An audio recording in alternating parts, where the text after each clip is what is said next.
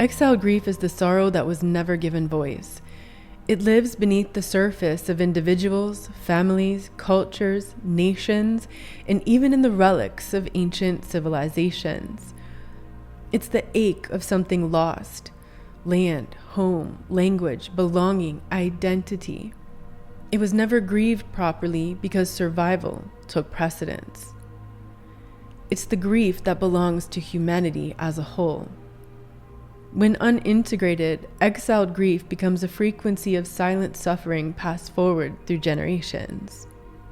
In episode 6, I mentioned the compulsion to forget is the most enduring wound of exile, the exile from memory.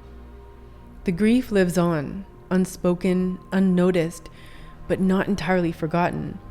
It surfaces here and there, and we push it back down automatically, often suppressing it without even realizing it. Grief that has been exiled doesn't knock on the front door.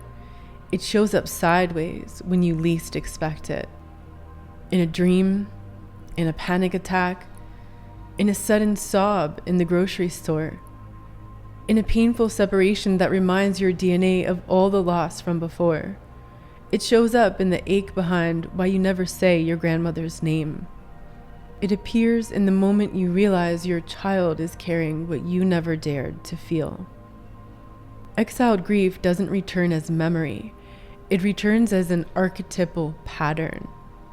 It gets re-triggered through relationships, experiences, and life events. Those external patterns speak internally through the body, through the places we fear, and through the stories we inherit but don't understand. Remembering begins not by digging into the past, but by noticing the places where we go numb. It begins when silence becomes unbearable, when the ache starts to ask to be named, when we realize we're not just feeling our pain, we're feeling someone else's too. That's exactly when the memory surfaces. The symbols, signs, and synchronicities start calling your attention in that direction.